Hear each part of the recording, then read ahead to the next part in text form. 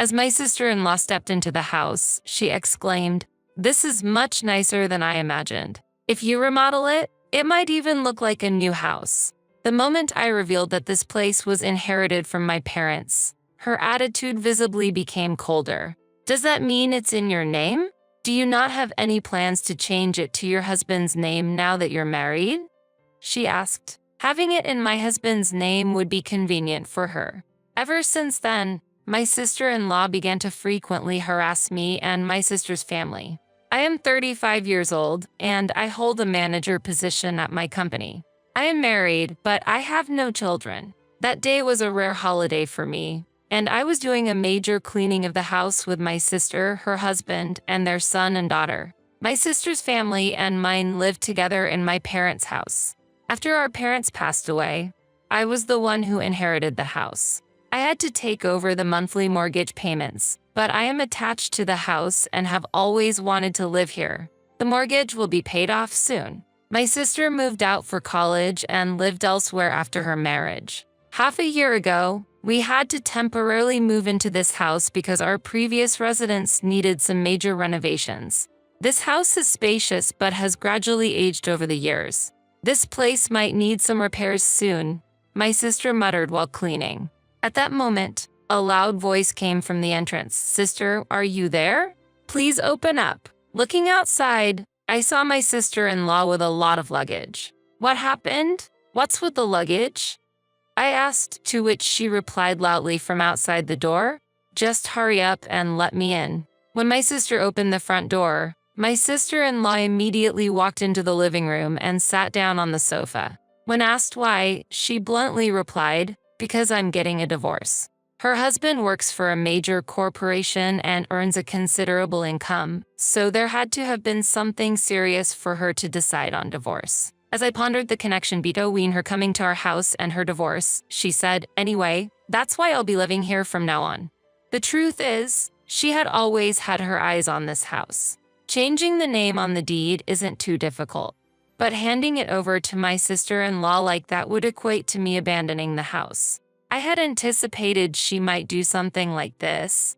If I refused, my greedy and arrogant sister-in-law would forcefully demand the change of ownership. Eventually, she might even forcibly change the name herself. Unfortunately, my husband sided with her and wouldn't listen to us. So, I decided to put into action a plan I had thought of before. After exchanging looks with my sister and her husband, I nodded and said, "All right. Then I'll handle the name change for you." "Oh, you're quite receptive today," my sister-in-law replied. But she was surprised when my sister's husband interjected, "However, there are some issues with changing the ownership." "What issues?" As my sister-in-law grew more irritated, he explained, "When changing property ownership, a specific reason is usually required, such as for inheritance or property sale. So, we will need a concrete reason for the change." Her response to my husband's explanation was dismissive. "What do you mean by that? Just make up any reason." But it's not that simple, especially with legal procedures involved at the land registry. "Then, shall we say it's a transfer from you to me? That would mean you have to pay gift tax." "Gift tax? I don't have that kind of money." As she grew angrier, she confronted my sister's husband. I sighed at her attitude and said, "Then, how about you buy the house from me? Buy a house when I'm getting divorced? Where would I get the money for that?" "Well, buying the house would be an asset, and you could sell it later for a large sum," I suggested. Her expression softened, and she smirked mischievously. "All right, then I'll buy the house from you." "Really? Is that okay for you?" "But there's another problem." "What is it this time?" "Yes, as my brother-in-law pointed out earlier, there are several issues," I said, exasperated by my sister-in-law's irritable demeanor. My brother-in-law began to explain the second problem. When purchasing the house from me as a family transaction, if the price deviates significantly from the market value, the difference could be considered a gift, potentially incurring gift tax. Upon hearing this, my sister-in-law sighed, "Taxes again." Seeing her reaction, I suggested, "Then, we have no choice but to ask a real estate agent to mediate." "Mediation? That means we have to pay a brokerage fee." right? Yes, but it aligns the price with the market rate and saves us from the hassle of paperwork. I replied, well, that might be the quickest solution. Then let's go with that, please. My sister-in-law said, leaving everything to us. However, this was the best choice for us. We contacted a real estate company where my brother-in-law works and a judicial scrivener to proceed with the sale of the house and the change of ownership. While I was searching for a new place to move to, my husband came home. I told my husband about my sister-in-law's intention to live here, and as expected, he was overjoyed. Are you sure that's okay? You always said you didn't get along with my sister. It doesn't matter. I've decided to leave here along with my sister's family. What? I'm asking for a divorce. I've reached my limit with things, including my arrogant sister-in-law and you. What are you saying? I began to explain my reasons for leaving. Shortly after marrying my husband, his sister, whom I had met once at our wedding, suddenly paid us a visit at our home. As soon as she came in, she happily exclaimed, "This house is nicer than I expected. Renovating it might make it like new." As I nodded, I mentioned I inherited this place from my parents, to which she suddenly took on a look of displeasure. That means it's in your name, right? Don't you plan to change it to your husband's name after marriage? She abruptly asked, leaving me puzzled. Looking back, she might have been plotting something from that moment on. Having the house in my husband's name would have been more convenient for her. But back then, I didn't realize and let the conversation slide, which seemed to anger her. Since then, she developed hostility towards me and my sister's family. During the New Year holidays, when we visited our in-laws, my sister and I were sent shopping by my sister-in-law and forced to pay for everything we were asked to buy. After that experience, we never set foot in our in-laws' house again. However, she continued to show up unannounced at our house, demanding to stay, often barging in. Even after living with my sister's family for half a year, her behavior didn't change. Worse, she started to expect the same treatment from my sister's family without reservation. When I told her, as a married woman, "You should rely on your husband," she snapped back, "That's none of your business. Don't interfere in other people's family affairs." When I asked my husband to do something about his sister, he became upset and said incomprehensibly, "She's been through a lot since getting married. It's probably wife and mother-in-law issues. Try to understand." This was the trigger for me to consider divorce. In addition, one day when I asked my husband about his destination when going out and got no answer, I began to suspect him of infidelity. After discussing it with my sister's family, we decided to distance ourselves from my sister-in-law and husband and to get revenge. For the first step, I hired a detective to investigate my husband's suspected affair. I then began searching for information on the internet to solve the sister-in-law problem. And finally, I found an effective and convincing method. Meanwhile, the results of the investigation into my husband's infidelity arrived, showing clear evidence of his misconduct. If my sister-in-law made the next move, we would be ready to proceed with our plan. Together with my sister's family, I waited eagerly for this decisive opportunity. And today, with my sister-in-law demanding the change in name, which would alter the ownership of my house, the time had come to execute our plan. When my husband returned home, I declared my plans for divorce. "You were cheating, weren't you?" "What? What do you mean?" My husband was completely shocked. However, I continued to cross-examine him calmly and based on my evidence. My sister-in-law had also fallen perfectly into our plan. "Argue or stay silent. It's up to you. I have gathered enough evidence. Don't resist unnecessarily and just sign the divorce papers quickly." But legal battle or mediation, either is fine. The divorce is a done decision. My husband was at a loss for words. At that moment, my sister-in-law appeared and said, "Big brother, what are you dawdling for? If you're free, help me with my luggage. I need you to wait a moment. First, I need my husband to sign these divorce papers." "What? Divorce? What do you mean?" "We've decided to get divorced. If you plan to live here, I don't need to stay." My sister and her husband then followed my lead. Moreover, we're planning to leave this place too. This house is yours to use as you wish." Hearing my words, my sister-in-law smirked and said, "So it's no longer your house or your sister's house, right?" "Exactly. I have the money from selling the house and the divorce settlement, so finding a new home won't be difficult." Hearing this, my husband signed the divorce papers reluctantly. After receiving the divorce papers, my sister's family and I left our former home. That night, my sister, her husband, and I stayed in a hotel. The next day, we started the house selling process. First, we created the official sales documents through my brother-in-law's real estate company and a lawyer, and proceeded with the sale of the house to my sister-in-law. Of course, my sister-in-law needed to be involved in the contract, but she just complained. "Oh boy, what's this? I don't get it. Just call me when all the documents are ready. I don't care about the content. I just have to pay, right? Changing the ownership to me is all that matters." Eventually, my sister's husband, the lawyer, and I took care of all the procedures, and my sister-in-law disappeared. We didn't come to an agreement, but that was expected. I didn't think she could endure the tedious process of the contract. In the end, she only participated in the initial stages of confirming the purchase intent and signing the final documents. Afterwards, we completely moved our belongings out of the house so that we could hand it over. At the same time, the divorce was finalized, and my ex-husband had to pay me $25,000 in damages. After that, the payment for the house was transferred in full to my account from my former sister-in-law. She was ignorant about the mortgage and probably in debt now, but that was no longer my concern. A few weeks later, everything was settled. When I visited the house again, now owned by my ex-husband and former sister-in-law, I could hear their heated argument from outside. "It's because of your debt that I'm working nonstop, and I'm being chased down for the damages I owe.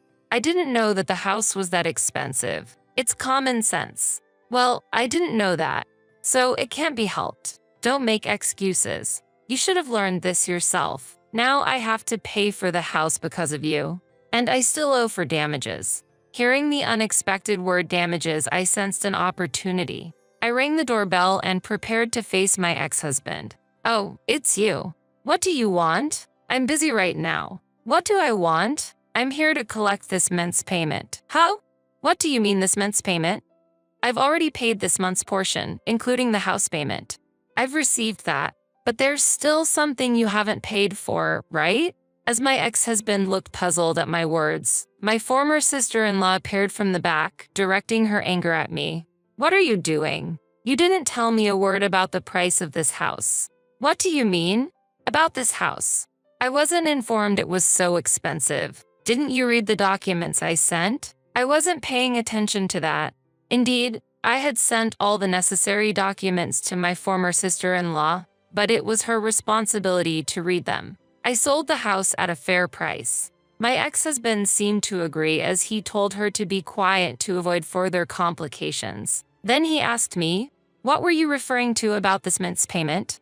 "I'm talking about the land leasing fee for the land that this house is on." Both my ex-husband and former sister-in-law looked puzzled. They clearly didn't understand this fact. I had sold only the house, retaining the leasing rights to the land. This meant that while the house belonged to my former sister-in-law, I owned the land that it was built on and was therefore entitled to receive a monthly fee. The land rental fee is usually determined through negotiation, but since my former sister-in-law had overlooked the procedure, I set it at $3,000 per month.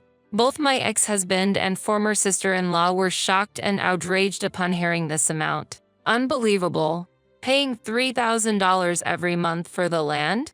Yes, but you signed the contract. Also, you'll be responsible for the property taxes for the house, as stated in the contract. Didn't you read it?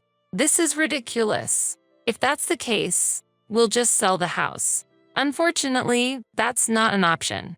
As long as I, as the landowner, don't permit the sale, you can't sell the house due to the leaseholder rights. Explaining this left my former sister-in-law in utter disbelief. Really? Is that true? Well, it's up to you. Either pay the $3,000 every month or give up the house. I told her, Given their debts for the damages and the house purchase, it was clear that they couldn't afford this new monthly fee. Ultimately, my former sister-in-law chose to return the house to me. Since this trouble was caused by my ex-husband and former sister-in-law, they bore all the transaction fees. Thus, we managed to reclaim our house. Apparently, my former sister-in-law had borrowed the money for the house from her parents, who, upon learning about this incident, were outraged at both her and my ex-husband and demanded repayment. Currently, my ex-husband is juggling daytime work and a night job, and my former sister-in-law is working at a supermarket and a night job as well. What's more, my former sister-in-law was apparently having an affair, which was discovered by her now ex-husband, leading to demands for further damages. I was the one who told her husband. Since then, my sister's family finished their remodeling and returned to their own home, and I have been enjoying living alone. Oh, the car that I just bought. I'll take care of it. Since the payment contract is in your name, I'm counting on you to keep up with the loan payments. Actually, I've met a woman I'm really attracted to. As he told me this, my husband disappeared like mist before my eyes. All that was left in my hands was my only daughter and a massive debt of $500,000. My name is Beth, and I am 40 years old. I'm a woman who balances housework and my job at a business site in the metropolitan area. I have a small family with my spouse Chris, who is the same age, and my 11-year-old daughter, Rose. Since she was young, Rose has been exceptionally bright.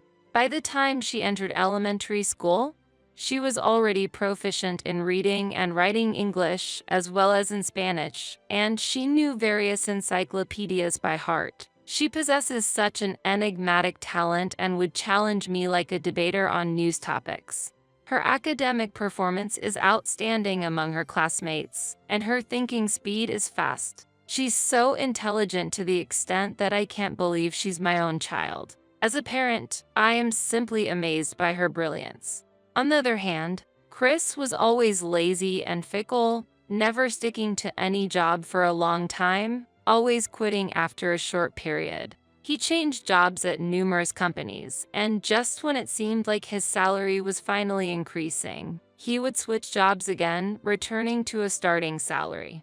Our savings never grew, and out of anxiety for the future, I once thought about quitting my job to focus on raising Rose and developing her potential. But if I were to leave my job, our household finances would collapse. Thus, I have reluctantly continued to work full-time all these years.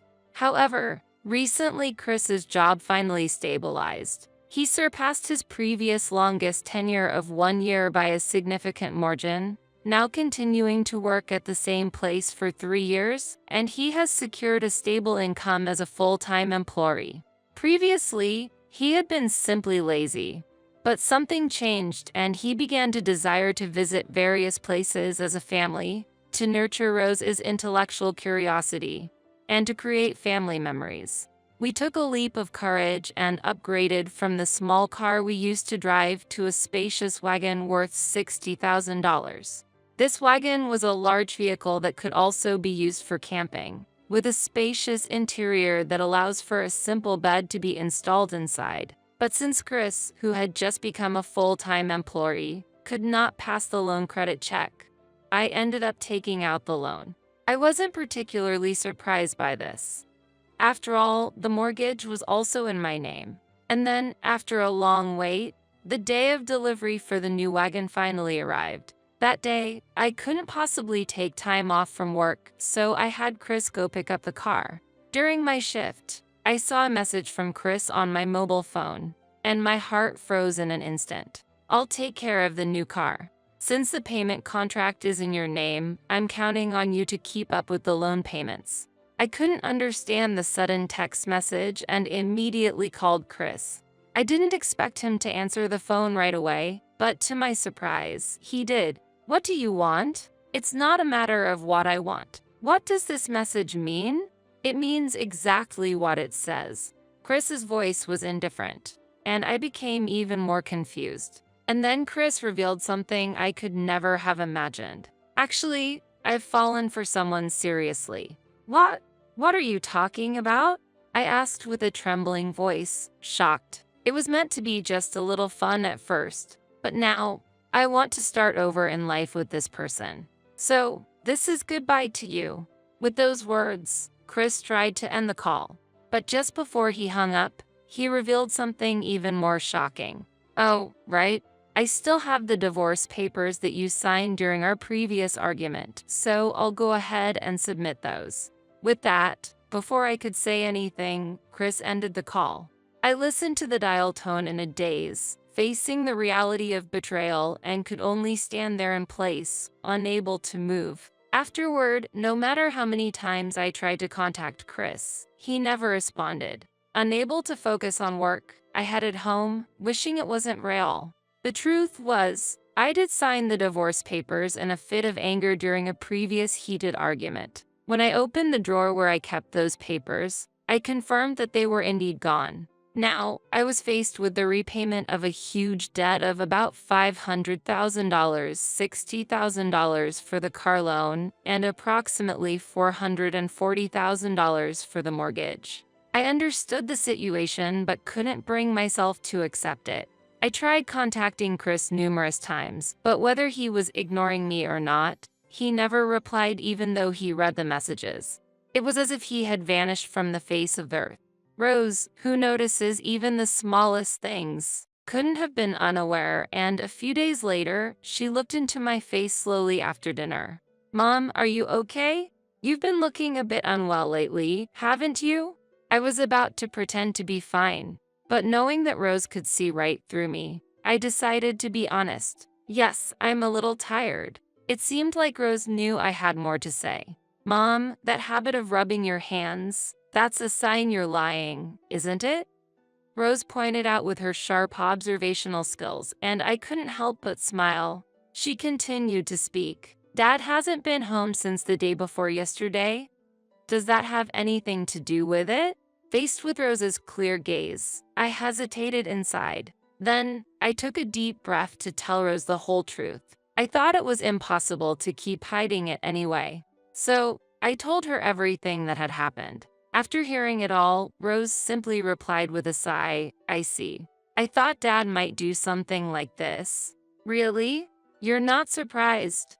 I asked. "Yeah, I'm not surprised. I thought a day like this would come," Rose said. Her calm demeanor, as if she understood everything, was contrary to the turmoil I felt. But deep down, I knew the fact that her parents had split must be hurting her. I apologized to Rose in my heart for my helplessness and worked with renewed vigor the next day as if to sweep everything away. However, inherently not very resilient and mentally fragile, I soon began to suffer physically and mentally from the stressful situation and started to fall ill. On the day of a major inventory at work, I found it difficult to stand and finally collapsed to the floor, exhausted. "Is something wrong?" "Sorry, I feel a bit sick. I'll take a little break." After muttering those words, I lost consciousness. I could hear my colleagues speaking, but I was out cold. When I regained consciousness, I was greeted by a white ceiling and numerous tubes entwined around my body. Apparently, I was in a hospital room, and my colleagues had called an ambulance for me. The diagnosis required further detailed tests, and I was forced to be hospitalized. As I cursed my weakness and wet the pillow with my tears, the usually calm Rose rushed into the hospital room. As I turned around wiping my tears, Rose appealed with a tearful voice. "Mom, are you okay? You're not going to die suddenly, right?" Seeing Rose's usually calm demeanor disturbed for once, I reassured her while gently stroking her hair. "Don't think about that. There's no way I would leave you alone." "Really? That's a relief." I thought my heart would stop. Rose breathed a sigh of relief. She was only 12 years old. For Rose's sake, I resolved to regain my health. But my health was more seriously compromised than I could have imagined. After the diagnosis showed a dark shadow on my organs, the doctor told me it could be malignant, so surgery is advisable, and I decided to undergo the operation. The recovery after the surgery went surprisingly well. Fortunately, the tumor turned out to be benign. I would need regular follow-ups, but I was able to leave the hospital a month after the surgery. On the day of my discharge, exactly 1 month after Chris's disappearance, I returned home to find an envelope in the mailbox. Inside was a reminder notice about the car loan. There should have been enough funds in my bank account, and it didn't make sense that I couldn't make even a mince payment. That was strange. As I hastily checked my internet banking, I couldn't believe the numbers displayed. The balance in my account was only $3.21. This must be a mistake, I thought, and repeatedly clicked the refresh button. But the result was the same. A cold figure of $3.21 appeared on the screen. What? No way. In my memory, there should have been over $40,000 left. While struggling to contain my agitation, I checked the drawer where I kept the bank book only to find it empty. Chris. The perpetrator was obvious, but his whereabouts were unknown, and I had no idea how to proceed. Even disposing of the car was impossible without having it in hand. Since Chris left this house, misfortune has continued. Thinking this, my spirits fell. Rose saw me like this and gently stroked my shoulder. "Mom, you look pale. Are you feeling unwell again?" I could no longer hide the situation from Rose. "I'm physically fine. But Dad didn't just take the car, he took all our savings too. I'm just recovering from an illness and can't go back to work right away, so I'm in quite a pickle." Hearing this, Rose returned with words of encouragement that I hadn't even considered. "Mom, it's okay. We are both alive after all. I'll even lie about my age to look for a job on the internet if I have to. You can get good pay with programming." Watching my 12-year-old daughter trying so hard to cheer me up, I scolded myself for my disappointment. "I'm sorry for worrying you. Mom will do her best." As I said this with a smile, Rose, unable to hide her joy, mischievously suggested, "Well, how about we start by taking back the car from Dad?" I turned around at Rose's sudden proposal. "How can we get it back? The car is registered under Mom's name, right?" "Yes, that's right." Still not grasping what she was planning. Then, as I listened to Rose's thought-out plan, I was impressed. But immediately after, worry welled up. "The problem is, we don't know where Dad is." Looking down, Rose said to me, "Don't worry, I know." "Really?" "GPS. Remember, we installed it on Dad's phone." Then I remembered. We had given Rose a child's mobile phone and installed GPS tracking apps on our smartphones to avoid the same situation if Rose ever got lost. I've been tracking Dad's movements with that app. He's been moving around a lot. "I see. But how will we catch him?" Rose secretly smiled and said, "Don't worry, I've already prepared a plan." Then, as I heard about Rose's plan, I was taken aback by her intelligence. Rose even knew the details about Chris's mistress. "Mom, let's give a little punishment to Dad who had betrayed us." And so, Rose and I prepared to take action. Days passed, and one day my cell phone rang. "Is that you, Beth? I need help." "Sorry, who is this?" It was Chris. When I pretended not to know him, he became irritated and said, "What's this joke? I'm your husband. Right now, I'm stopped by the police on the street and being questioned. If this continues, they'll take me to the police station. Come quickly and explain." Can't be helped. Understood. Wait there." Knowing that Chris was nearby thanks to the GPS, Rose and I headed to his location. Chris was standing beside the car, being questioned by an officer. I approached the officer and asked, "Could you let us talk for a bit?" And then asked them to leave for a moment. Chris seemed uncomfortable and urged Rose and me to get in the car. Inside sat a young woman, his mistress, glaring at us, but frankly, that was irrelevant. After closing the doors, Chris let out a deep sigh and said, "I'm glad you came. But why were those people interrogating me? Why did I do it?" "Because the car was stolen, so I reported it to the police." Chris's eyes widened in surprise. "What? Why would you do that? Why?" "If someone's car is gone, they naturally report it to the police." Chris still seemed unable to grasp the situation, continuing to insist that between spouses, crimes aren't an issue, and that property is shared, but we were already legally divorced. Such excuses were unacceptable. "You're the one who filed the divorce papers." It's a problem if you use someone else's car without permission. I just borrowed it for a bit. Really? You just borrowed it for a bit? Maybe you should have given it back then. As I reached out my hand, Chris seemed to understand and reluctantly handed over the car keys. Rose, who had been silent until now, spoke up. Dad, why did you leave us and go off with her? He surely never expected to be directly questioned by his child. Chris was dumbfounded and rendered speechless. At that moment, the woman began to respond with a sneer to Rose. Clearly, it's because I'm younger and more attractive than your mom. He's totally into me and doesn't need you guys anymore. So, I didn't ask you. Rose cut her off with a forceful shout. Dad, answer me. I want to hear it from you. The woman fell silent at Rose's unexpected response, and Chris also remained silent. If you can't answer, I'll call the police. When Rose declared this, Chris suddenly started to panic. Wait, I'm sorry. I'll talk. The woman's name was Megan. She had joined Chris's workplace as a new employee 4 months ago. They hit it off at a welcome party for new staff and became close quickly, I was told. Shockingly, Megan was already pregnant, and Chris had decided to leave our family to start a new path with her. As for the car, he was apparently attached to it and had been unable to sell it. You've been visiting quite a few places, it seems. Yes, just a little trip. Wait, how do you know that?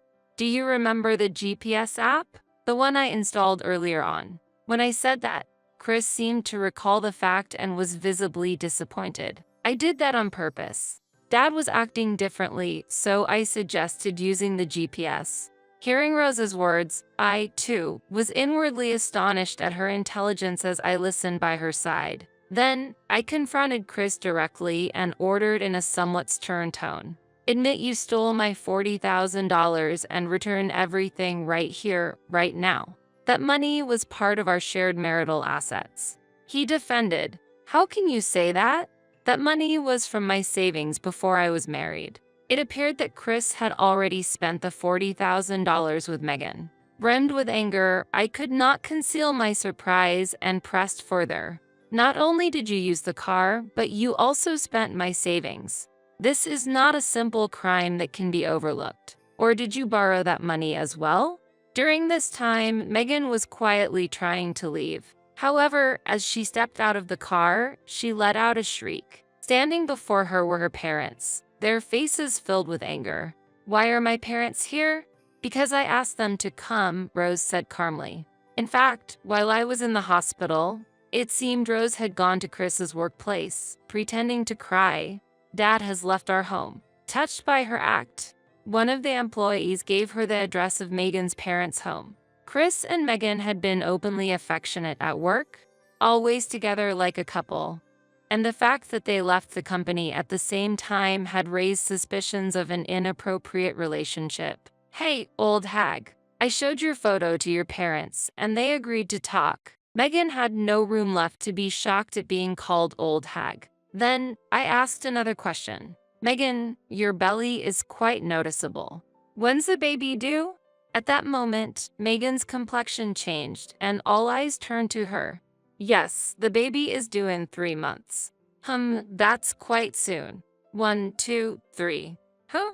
The math doesn't add up. Chris looked at us, puzzled. What do you mean? It's strange. How can someone with children not understand? The normal pregnancy term is about 9 months. Even if you met this woman and she got pregnant immediately 4 months ago, why would the baby be born in 7 months? Chris seemed to finally grasp the situation. He began to tremble. Megan, did you deceive me? Megan opened her mouth as if to argue. I never thought I'd be caught here. I thought I could deceive someone as simple as you. That's not a joke. You've ruined everything for me. Chris and Megan started an unsightly argument. As this scene unfolded, we called the police again. Soon, a police car arrived. Please, I don't want to deal with the police, Chris pleaded with a pained voice, but Rose and I only gave him a cold look. After you've paid for your crimes, we'll take our time getting the money back. I know where you work. Compensation, child support, half the mortgage, plus the $40,000 I saved. you'll work hard to pay it all back. As Megan watched Chris being taken away by the police, I declared, since you're aware of everything, you'll be considered an accomplice to the theft. If Chris can't repay the money, the burden will fall on you. Be prepared for that. At my words, Megan trembled uncontrollably, looking to her parents for help, but they were in no way going to help her. In this way, we claimed our victory over the odious Chris and Megan. Though they were held accountable for their crimes, due to being first offenders and showing remorse, they were granted bail. However, this was just the beginning of their ordeal of repayment. I managed to extract the full amount they owed me and ensured that Chris would also pay Rose a monthly child support of $600. I arranged a job for Chris at a warehouse subcontracted by my company, so that his income would be directly channeled into repaying me. Although I was also damaged by these events, my health has gradually improved, and now I am back to attending my workplace energetically. Rose and I work together every day. She helps earnestly with the household chores. Just like her name suggests, as her mother, I truly wish for Rose to have a beautiful and blossoming future.